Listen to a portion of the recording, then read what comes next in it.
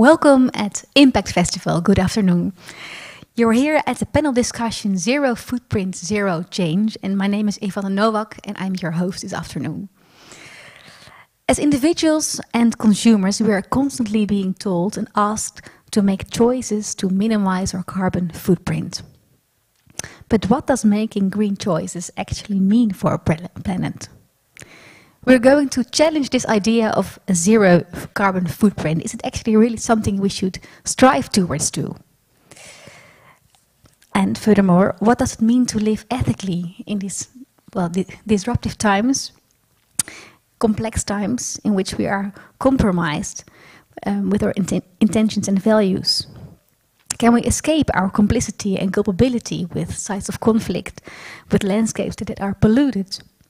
How to deal with this feeling of being incapable or maybe even hypocrite? We're going to talk about this marketing and the politics and business as usual behind the sustainability agenda. How can we learn to recognize greenwashing, and how can we ensure that our actions lead to structural change? Well, we're going to explore these very big questions with a very exciting international panel.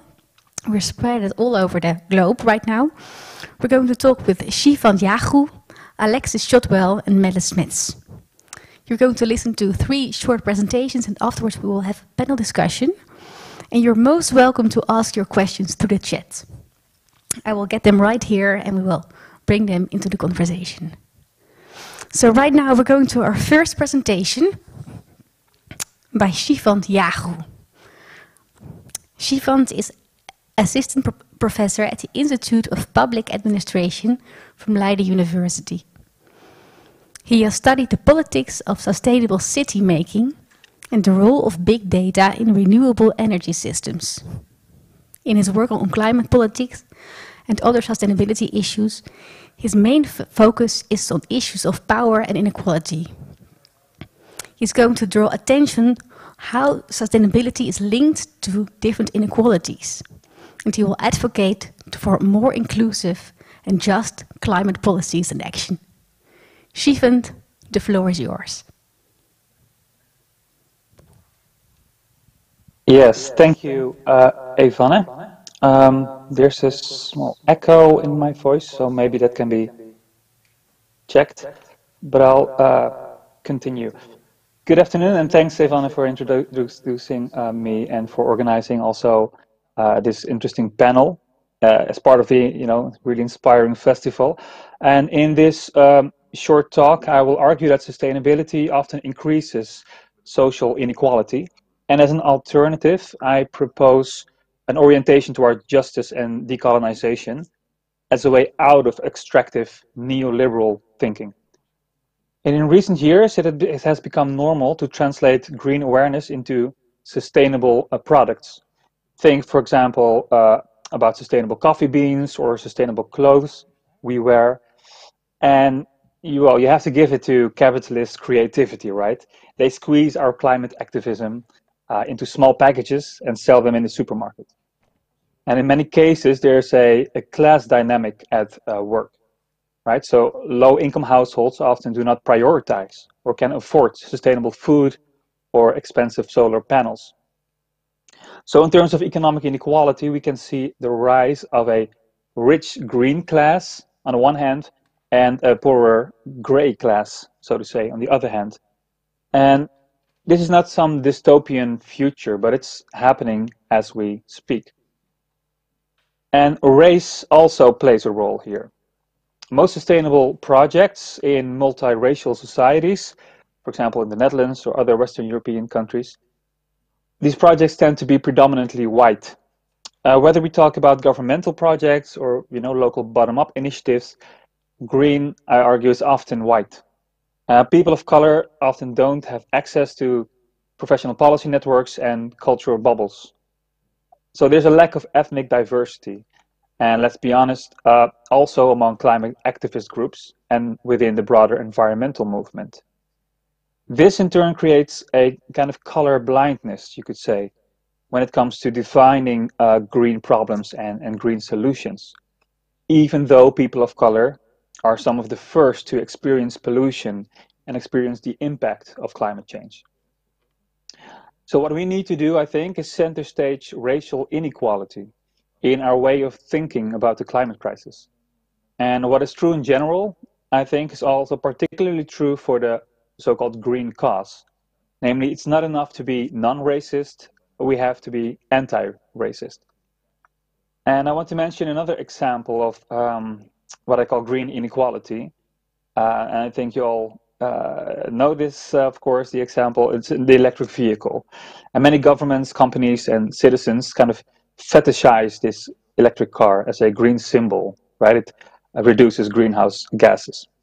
However, this argumentation, I argue, serves as a green smile to hide the actual violence produced by electric mobility. Apart from the fact that electric cars are too expensive for most households, they depend on batteries, which requires mineral mining in countries like Colombia and the Republic of Congo. These minerals, such as cobalt, lithium, they are mined in slavery-like conditions, while local warlords, control these mines and financially gain from it. Ironically, many of these minerals end up in our smartphones and laptops. And you guessed it, they're also a key ingredient in our so-called energy transition. In short, capitalism is turning green. And the rise of green capitalism, I think, perpetuates also a global colonial infrastructure of extracting natural resources and exploiting black and brown bodies. So yes, I am against sustainability. At least this type of depoliticized and greenwashed version, or this type of depoliticized and greenwashed sustainability, I should say. I also think we should reject any type of sustainable solution that reproduces social and racial and also ecological inequality. Now, what's the way out? I think in simple terms is, if the problem is green inequality, then the solution would be eco-justice. Eco-justice is not just a strategy to ensure, good air quality for everyone, or just recognizing low-income groups in local climate policy. I mean, it's part of the idea, but overall, it's a perspective. And it's a perspective that links the pursuit of ecological justice to economic justice and racial justice. And in the last few years, we've seen the global rise, I should say, of anti-capitalist, anti-racist, and anti-climate change activism. Considering the problems associated with white capitalist sustainability, we need to start building coalitions. So we need to see how these movements overlap and how their agendas resonate. We should start thinking, for example, about the climate refugee crisis in terms of climate racism, because climate change and the climate crisis is linked to forms of structural inequality and racial inequality. Or think about how in deprived neighborhoods we should rethink the relationship with the earth, with soil. And I like to, mention Ron Finley's activities here in Los Angeles, in the US. He advocates so-called gangster gardening. And he reconnects the bodies and lives of young residents in the area to the ground and to gardening practices. This is especially important in so-called food deserts. These are places where poor households and people of color have very little access to healthy food. Eco-justice also taps into relational forms of knowledge, I argue, explicitly moving away from a violent ideology of individual responsibility and solutions. So to put it blunt, eco-justice means that we need to decolonize what we have been calling sustainability, which means two things. First, it means a critique, and second, it's a kind of ethical affirmation. First, as critique. It means moving from white hipster sustainability and quasi-solutions like the electric vehicle and green consumerism, right? Because what type of society do electric vehicles actually perpetuate? It will only reproduce structural inequality. Second, as an affirmation, more an ethical affirmation, decolonizing sustainability means understanding relations between humans and nature, not just as deeply interdependent, which is the case, but also as relations of power. And relations of power can be reshaped through social action and through institutional means. And for me, a green revolution, a radical green revolution, is related to love. Love as a political category, or as the French Algerianist Boutelja puts it, revolutionary love. To take the example of electric vehicles again, it's not about which mode of transportation is more or less climate friendly, but which type of infrastructure supports a just and inclusive society. Only then can we dismantle the colonial and extractive nature of neoliberal solutions. And only then can we start building new support systems and new relations of trust. Thank you. Thank you so much, Shivant. I'm not sure if I'm on the camera right now. I think I am. Thank you so much for your thought-provoking presentation. I have to say I feel a bit spoken to. Right now I'm wearing a sustainable dress, and this summer I bought a carbon neutral new house, which was very, very expensive. So really, indeed, it is increasing the inequalities, I guess. So thank you for bringing up this whole issue of green inequality and climate racism. And yeah, it's a bit painful, but I think very, very important. We're going to talk with someone else from Rotterdam. Mel Smets, he's an artist. He's a visual and conceptual artist with a broad experience in artistic research and social interventions. His aim is to turn ideas into actions and to trigger wider participation in shaping our environment. Melle Smets is the founder of the Aardschap Foundation, and this is an action research group that uses methods from the arts and science to help communities transform their environment. Melle, the floor is yours. Thank you. Yeah, I understood I have 10 minutes. Unfortunately, I cannot be on location because I wanted to show you my latest project, the House of the Future, which is 2 blocks away from here. But my son crashed my health this morning with an evil stomach flu. So you have to mute if I bend over here because it will be quite graphic. But I will try to stay focused. I think I was asked to participate because in 2017 we organized a zero footprint campus for the university in Utrecht. And there we tried to set up the Department of Search. This is a small booklet we made. And the idea was, can we create a sort of new common ground in these knowledge institutes, which are not based on research, so rethinking, but more based on search and more based on exploration.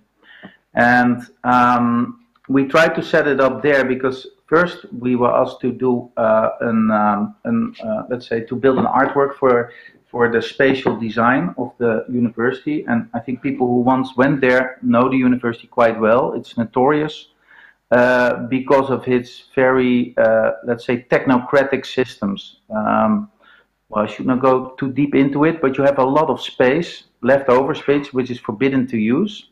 So you can sit on a bench and watch it, but you cannot use it. Most buildings are high-rise because, yeah, that is a way also to save energy and to get a contract, which is an industrial contract, so you pay half of the money, or not even that, maybe a third. So the more energy you consume, the cheaper you're off. Well, and this university has really a lot of encounter spaces. So that's why we thought if you want to start a department of search, we should really focus on how to create these kind of spaces. And instead of doing that indoors, we started to work outdoors. So we did all kinds of action research experiments, like setting up a wooden building, which you see here. Oh, here. Oh, this is difficult. Here, no, that way. um, and we asked several artists to define or a search for about the zero footprint as a concept, and then see how he or she could connect to the community, to the science community. Well, to give you a small example, you have a Nutritia research there, and we try to look into the paradigm of growth together with them, and all kinds of a worldwide network of hobbyists who do giant vegetables. And we try to sort of combine those kind of knowledge to also figure out, yeah, if you do, for example, the Stem Cell Institute, which is located on the perimeter of the university, then how can you also conceptually look on a different way to growth, like, for example, a cancer cell. Well, but now I will move to the zero footprint and concerning energy. I already mentioned that all the buildings have an industrial contract, so preferably they don't go less into energy use, because then they lose a lot of money. And every night, this is like the people moving out of the campus. There are approximately 70,000 people moving in and moving out every day. And there we thought, okay, so if you want to have like a real aim of trying to become energy neutral, we have to find a new balance. And for that, we figured out if you have 70,000 people, maybe we should take the human as an energy source, and at the same time use the human body as a benchmark of sustainability. So the amount of energy you use will also be produced by yourself, and that supply and demand game would, well, for sure lower down your options for a modern lifestyle. And to take that a bit further, we first started to figure out how much energy you can make. Here you see me 3 years ago. I don't look anymore like this.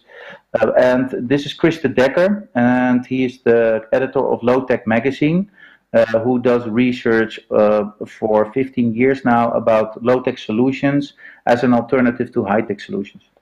And together we started to first, well, explore our own capacities.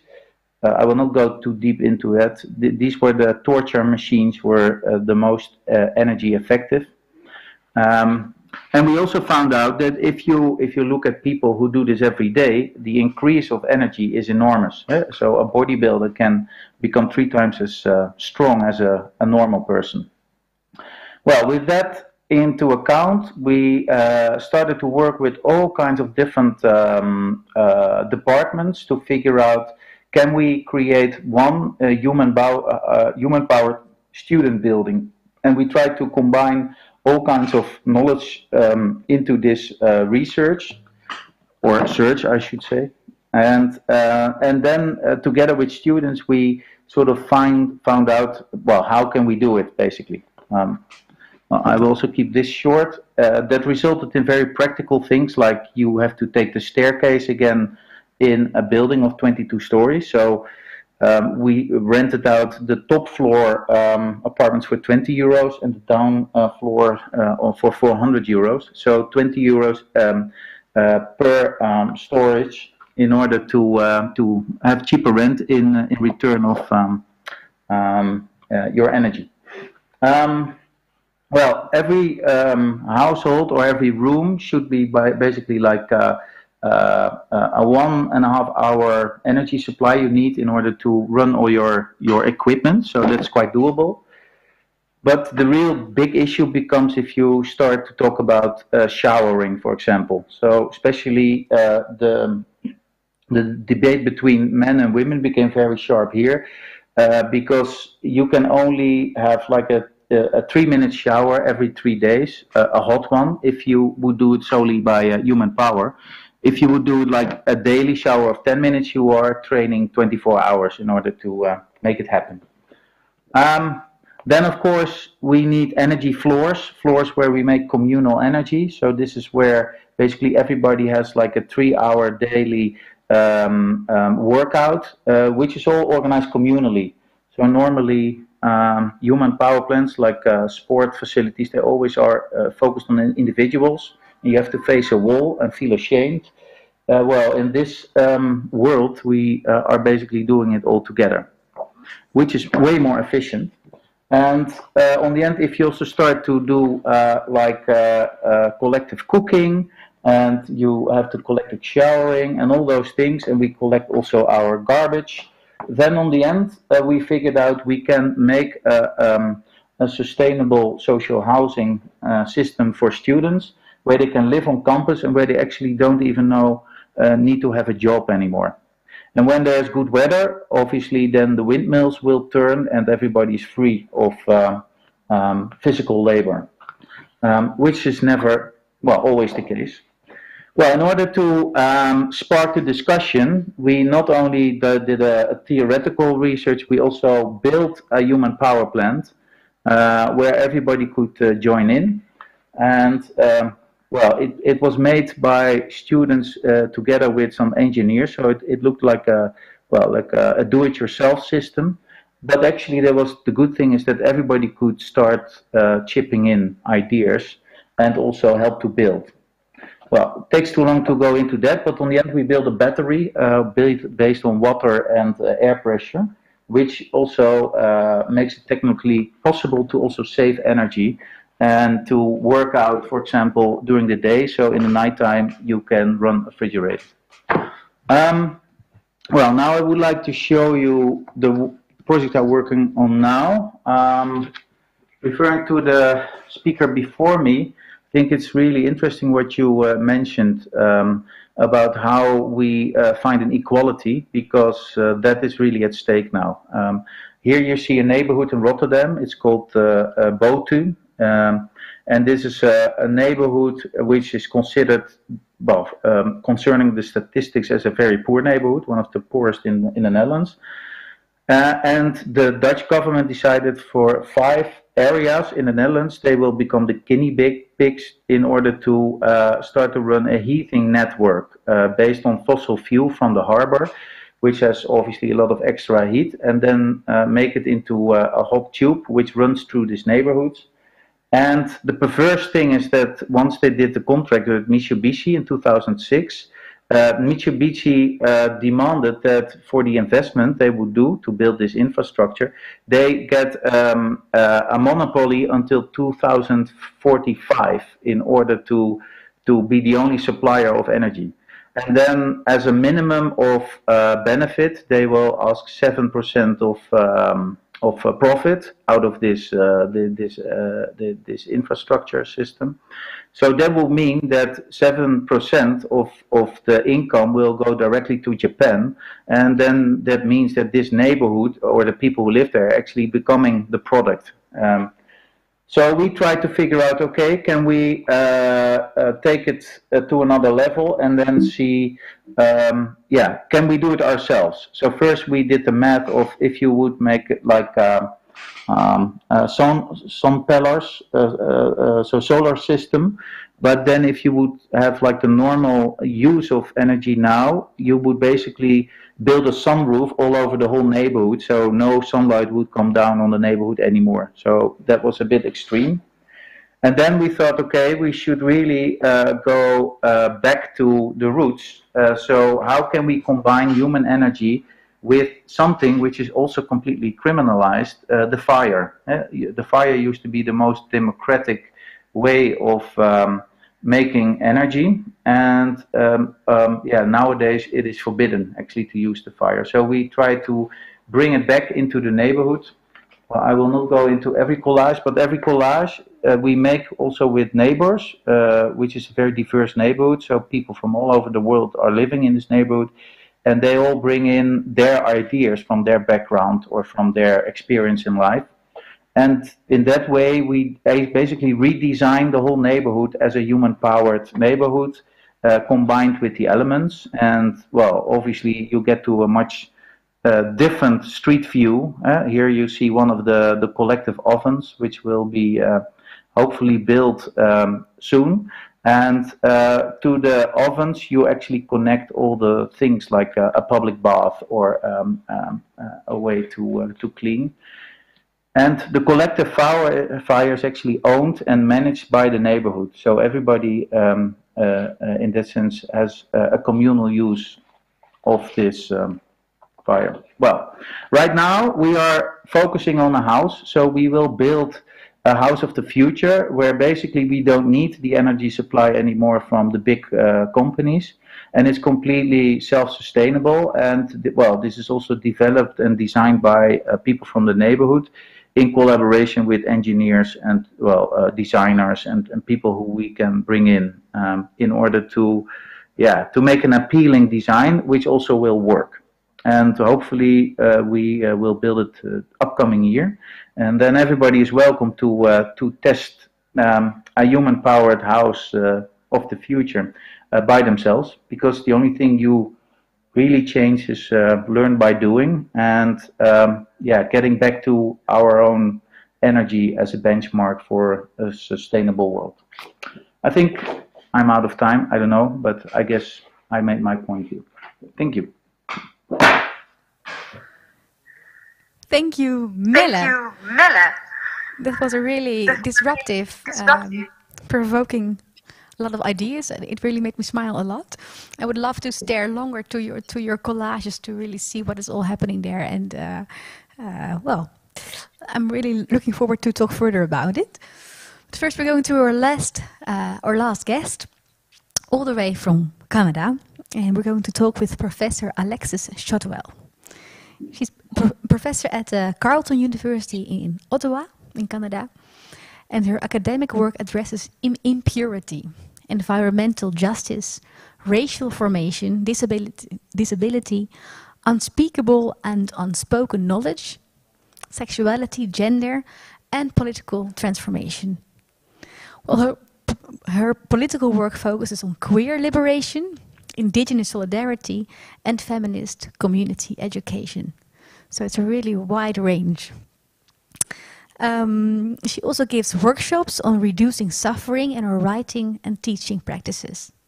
She's author of the book Against Purity, Living Ethically in Compromised Times, which I really recommend. So I think it's 11 in the morning at your end. Alexis, good morning. The floor is yours. Thank you. It's really wonderful to be here, and so good to hear these other talks and to participate in this festival. I just wanted to start by really thanking all of the people who are doing the infrastructural work in the background to make this festival happen. Really extraordinary, and seems to be going smoothly, and it's wonderful. So I'll start with just the basic thing, which I think articulates really beautifully with the rest of the panel so far.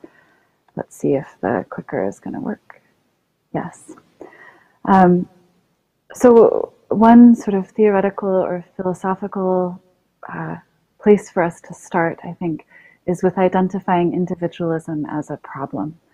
And really, I think this connects in with both of the previous comments. So if we think about the metaphysics of private property and our bodies as private properties with clear demarcations, so that the individual ends at the boundary of the skin, that was an important theoretical intervention in the transition out of feudalism. But as we occupy capitalism and neoliberalism, we need to return a little bit to the collectivism. And we can think through the ways that identifying our body as the unit of analysis, or the way that we're going to be innocent of implication, is connected with colonial and capitalist racial logics about property altogether.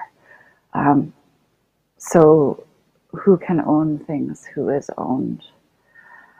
And in reality, when we're talking to people and thinking about things, we know that we're complicit against our will in harms that are complex and that we don't want to be connected to, like the computers that underlie this event, right?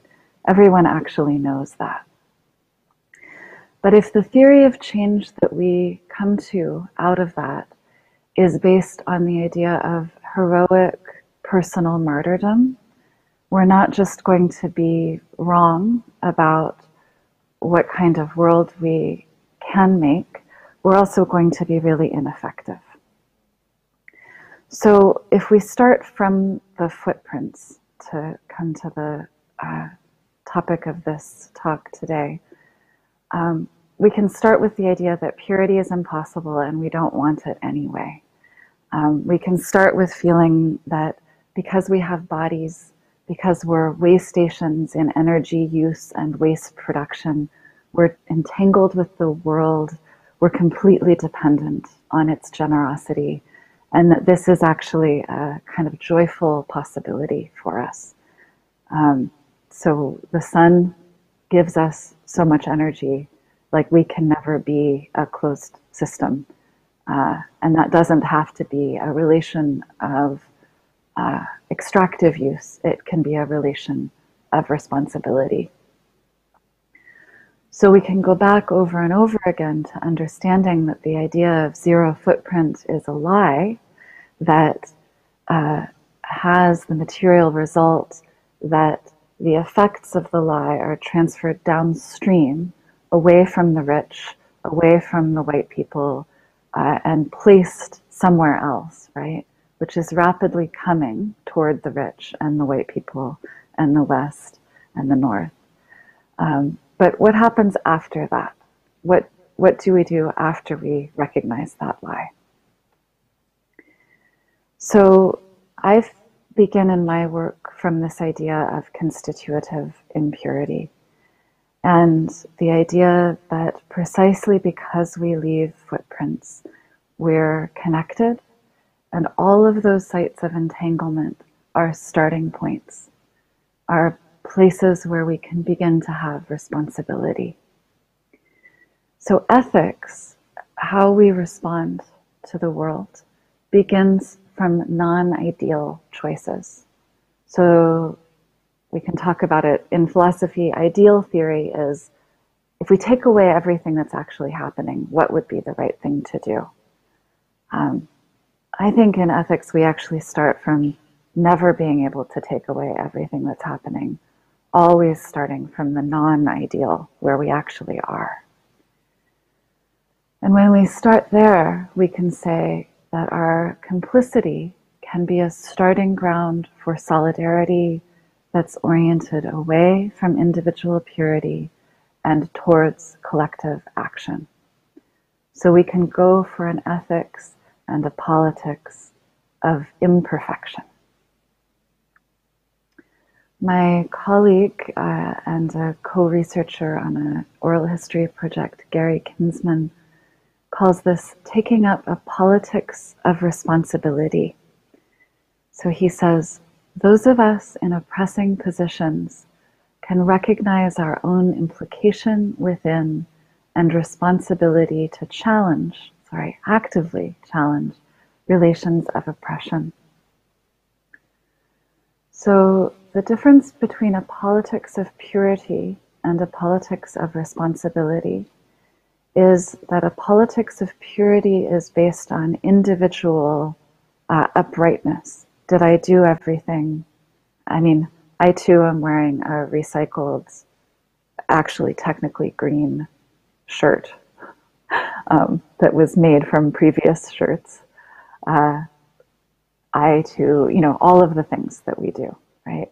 So the difference between saying, I'm not implicated, I'm pure, and taking up a politics of responsibility is that we orient ourselves toward the idea of being effective, which means that we also think through who we're in solidarity with and what we're trying to accomplish in really practical ways. So we can turn away from ourselves and toward others. I think a politics of responsibility also helps us think about how we're differentially responsible and differentially capable. So some of us are receiving the fruit of oppression, others of us are bearing the brunt of oppression, and these things are never simple and they don't negate each other. So we can simultaneously benefit from oppression and be oppressed. And wherever we're located there, we have a politics of responsibility from our position. So we can ask different questions. If the question isn't, how can we be innocent of implication in these complex and distributed harms, right? If we just say, right, that's the wrong question. Then the question can become, what kinds of implication can we take up as points of attachment for our activities? Who are we going to be complicit with? Whose side are we on? Who are we standing in solidarity with? So we have to think about our theory of change. What is the thing that produces transformation? Transformation is both personal and political and collective. And one of the best models I found from activist research on thinking about theories of change and transformation is this spectrum of allies approach. And it's okay if you can't really read this slide.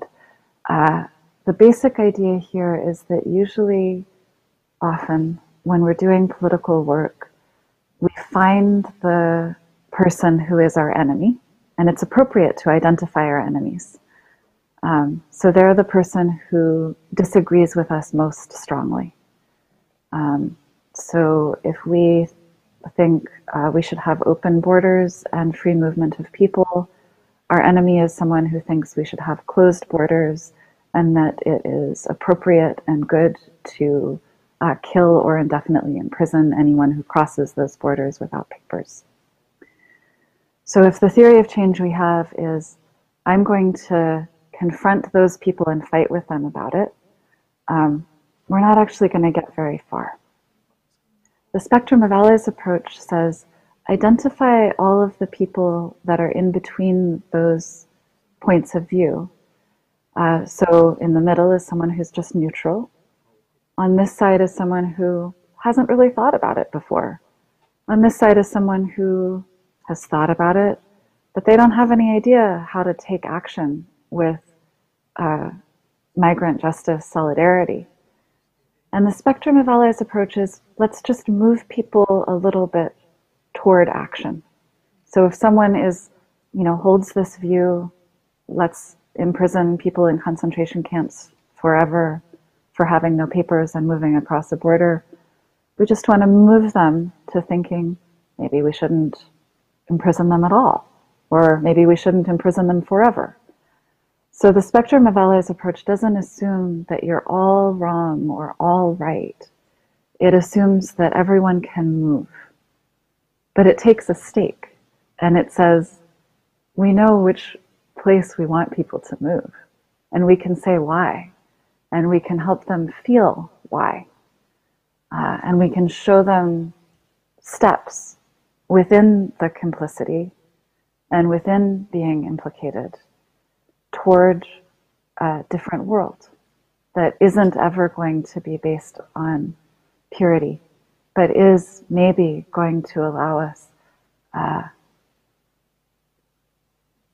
a little bit more world for all of us, a little bit more way for us to all flourish, except for the billionaires, right? Who might need to just flourish on the level of the rest of us. I think I'll stop there so we can have some conversation. Thank you. Thank you, Alexis Shotwell. Wonderful, wonderful, thought-provoking presentation. I really love how you mentioned that we should try to move away from the individual towards the other, towards a relation. I'm going to call everyone back in the room. So we're going to have a discussion with the four of us. Technically, that's possible, I heard. So we're going to talk about, well, the core ideas that are connecting your presentations. Correct me if I'm wrong, but if I'm listening to you, I feel that you're all saying this idea of zero footprint, it's a lie, you are against it, it should get rid of the table. Am I right? Is this the baseline? Shivant. Well, it's an interesting one. I would say the way it is framed, most of the times, it fits a neoliberal strategy to make individuals responsible for their own footprint. So you can calculate how green or gray you are, what kind of sustainability measures you undertake, and that's a way to, I think, reduce or isolate the kind of communal dimension that's also part of how we have impact on the planet and how we relate as a community to the planet. So I wouldn't say we should get rid of it altogether. I mean, it can be useful in one way or another, but the way it's framed at the moment, I think it's more an instrument of power and not so much an instrument of collective ethics or collective responsibility. Thanks. And do you agree, Alexis and Melle? Yeah, of course. I think obviously zero is very little, and it's almost, it's nothing. So that doesn't exist. It's like a perpetuum mobile. And I don't think it's an issue that, energy, as always said, is in abundance. But the fact is that it is always a relationship. And once you disattach yourself from a relationship or make the chain longer, for example, you mentioned the phone and the mining in Africa. Those lines are so abstract. They're actually not abstract, but they made abstract or appear abstract, and then you also lose your sense of belonging or a sense of responsibility. And so for me, I don't think zero is a good aim. It's more how do we build those relationships that we are feeling or feel responsible to be in a sort of common sense, because that's the only way I think we can balance out. Thank you. Alexis, is there anything you want to add to this? Yeah, I think I think absolutely there's no such thing as zero, but I think one of the ways that I'm also really interested in us beginning to talk about this idea of what I call starting from the footprints or starting from the complexity as a point of attachment or a tether is also for us to think about the ways that people are different, right? So the kinds of responsibilities that we can practice and the ways that we're involved in the dynamic systems that support and sustain us and that we support and sustain is very multiple. So I'm really captivated by the idea of figuring out the units of energy we need to produce in order to justify our life. And also, really think like we need to have ways to talk about that take age and disability and illness into account in not in additive ways, but at the ground level. And I'm sure that in the project you think about disability, and people who are always feel that they, are sick with a stomach flu their whole life. But for me, starting from that kind of entanglement and getting away from the individual unit is profoundly interesting because it lets us just never think that there's an ideal human, but that we're all just trying, and we can do so much better. Okay, yeah. So we start from this idea of we are not ideal people. We are not perfect. We're not living in a perfect world. We are in this not ideal world, and that's okay. That should be our starting point, and we shouldn't try to become perfect. When it comes to this idea, or maybe like even more the feeling of being hypocrite, of being not able enough, of being trapped in this system, how do you deal with these feelings? Is it like just something that we should try to think differently about, or should we try to learn to live with this feeling of being hypocrite, or contributing to violence or inequalities? Can you say a bit more about that, Alexis? So, I mean, one thing is just to notice that the only people who really care about being called hypocrites, I think, are people on the left. So we could just ask, like, is this ever politically useful for people who, and here I'm saying the left as people who care about the world and want it to continue in a collective, big world kind of way. So, so yeah, we're all hypocrites. That's the cheapest possible shot that someone can make. And it's usually made to shut something down. What's much more interesting is once you recognize that you're a hypocrite, you're using the precious metals, the heat is produced using fossil fuels that are warming the planet. Once you're like, yes, okay, I'm a hypocrite, then what, right? What's the world that we're aiming for? And what is the collective situation that we're helping to produce that will change this world into that world? And how are we going to do that in a way that is fundamentally refusing disposability or the idea that just trying to not say the wrong thing at the wrong time, right? Like, how are we going to start from always messing up, always making mistakes, but still advocating and doing? So yeah, the hypocrisy thing, then I'm just like, okay, what next? So in a way, it shouldn't be like an end point, but it's like just like a starting point, and just get over it with this feeling of hypocrisy and move on. Yeah, it's partially, a lot of my work is about white people. So this is also coming back to the racial, like white people in my experience in North America have endless energy to think through how guilty we feel about everything, compared to how much energy we put into being in solidarity with people of color, with racialized people, with indigenous struggle. So it's like, yeah. So it's a bit like about the white fragility and about this focus on our individual self and our turning towards ourselves instead of the other. Shivant, I see nodding you a lot. Can you say a bit more about what you're agreeing with? Yeah, with all of the above. But I think if I just, thinking out loud, I think it's interesting hypocrisy might be kind of a starting point. So the next step would be, okay, so how do we engage more collectively or more communally with climate action and having a positive future image of a more sustainable and inclusive society. But it's not so much individuals. The systems are also hypocritical.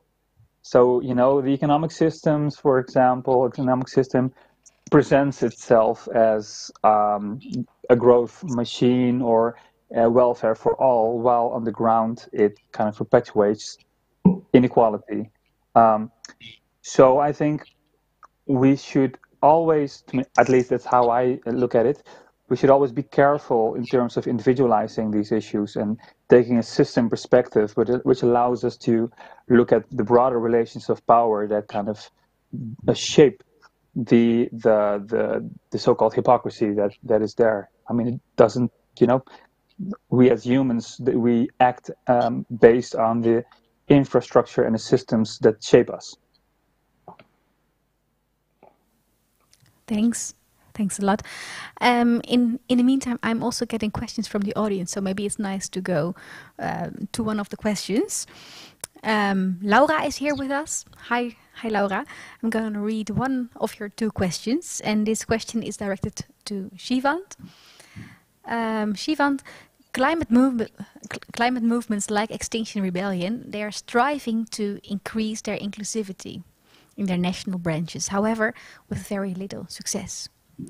How can these movements, most of which are located in predominantly white countries, how can they decolonize and increase the diversity in movements, be more inclusive and even more intersectional? Can you? Yeah, that's a good question. I talked to some of the kind of environmental organizations in the Netherlands, and I think many of them recognize this as well. And they know that in order to create a sustainable society, you need to include everyone, all kind of groups in society, right? So I think that's the next step. And this color blindness, I think, is something to recognize, to be recognized. And I think that will be the next step, basically, for many climate activists and environmental organizations in order to synchronize the agenda of anti-racist organizations and more inclusive projects. Because it's not only so much the color, right? So it's not so much people of color, it's also perspectives. It's also lived experience that you bring to a discussion that can redefine a problem, that can redefine how we think of a specific energy problem. So it's also opening up that kind of knowledge repertoire that we need. We need that broader repertoire in order to address problems more comprehensively, I think. So I don't have a ready-made plan to do it, but around me, I have this sense that many, especially young climate activists, see that urgency as well to connect the dots and start building coalitions. Wonderful, thanks. Melle, you're working in an environment in Rotterdam. Like how do you include a wide range of people and make it a more inclusive project? Do you also bring in different perspectives or wider angles like Shivant is proposing? Yeah.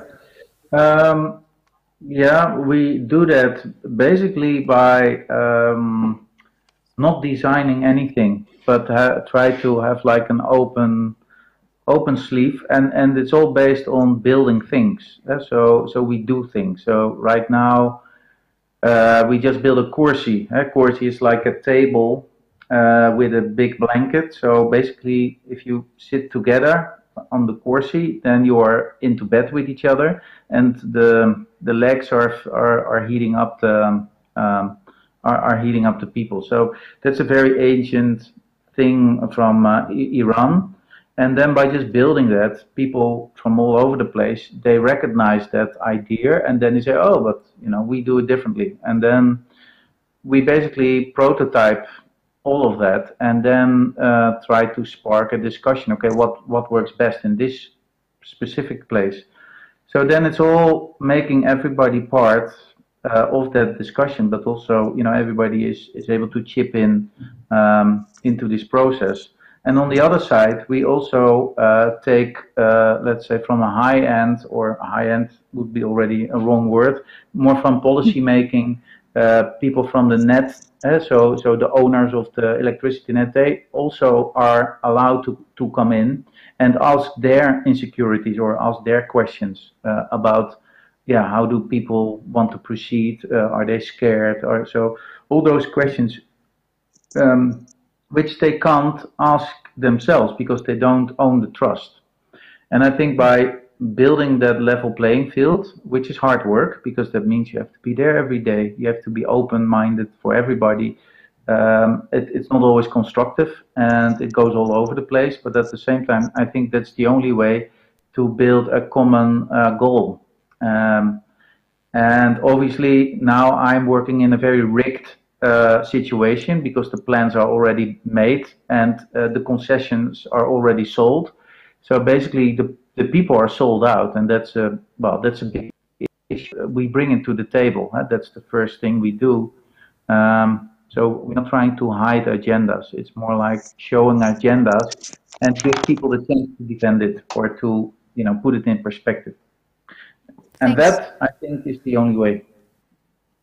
So no agenda, being very transparent, opening the floor for everyone. We need to wrap up, so I would like to ask all of you to, so if you want to give us one encouraging advice. So how can we think about taking action? What kind of action, or action with whom? What kind of advice or encouragement do you want to give the audience? Alexis, I'm going to start with you. Well, what Melle was just saying made me think about this phrase that's coming up in North American activism a lot, moving at the speed of trust.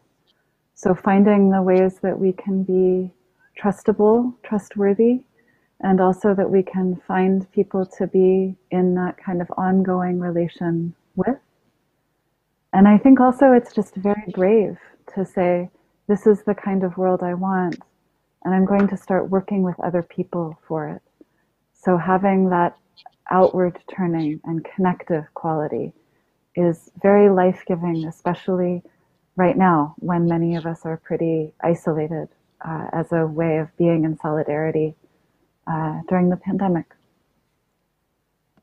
So turning ourselves towards the others in trust,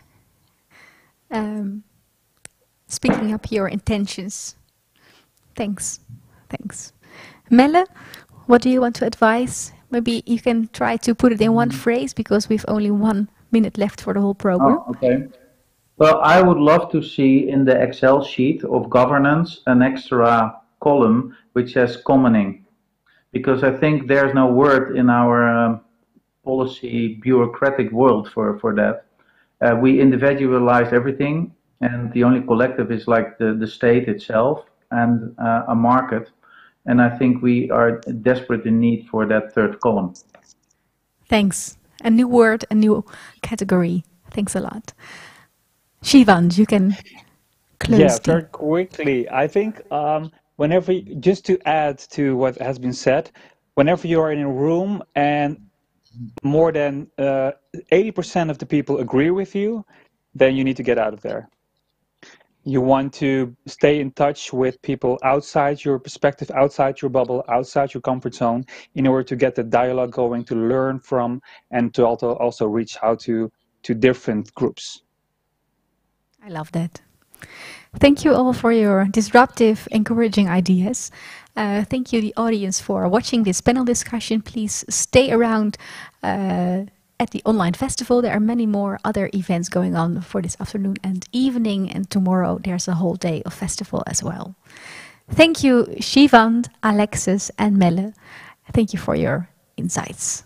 Good afternoon.